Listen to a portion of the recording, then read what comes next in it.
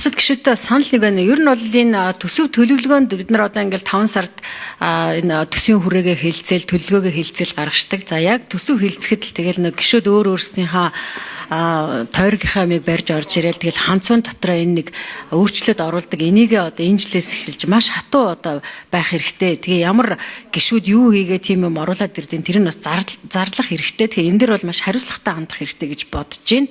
Энтэй санал нэг байна. За ингээд энэ төлөвлөгөөтэй холбоотой нэг асуулт байна. Энэ төлөвлөгөөн дэр ингэсэн байна л да.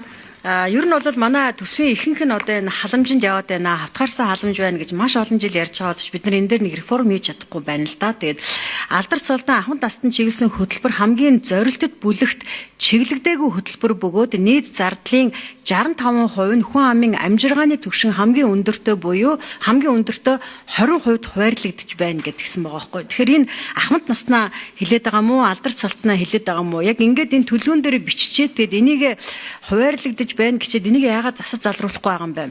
Харин зорилтод бүлэгт чиглэсэн зардал 26.4%-ыг эзлэж байна.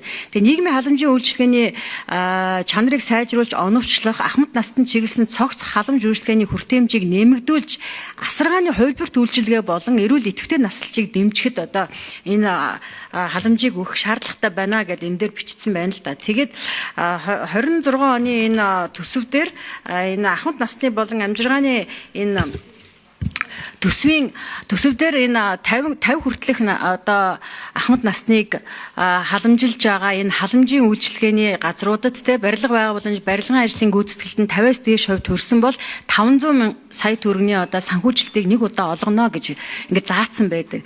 Гэтэл одоо энэ журмаар бол 2026 онд нэгч аж ахуйн нэгж одоо ийм энэ нэг удаагийн тэтгэлийг аваагүй байгаа байхгүй юу.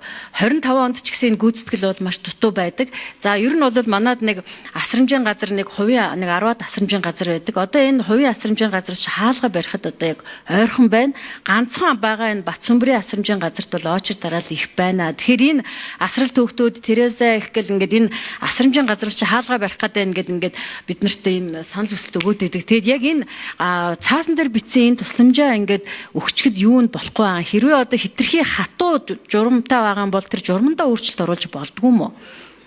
Хөдөө орон нутгаас хүртэл одоо Дашин Чилэн Булган аймгийн Дашин Чилэн суманд одоо асрамжийн газар ажиллаж байгаа ахмад настай өчигдөр ирж надтай уулзлаа.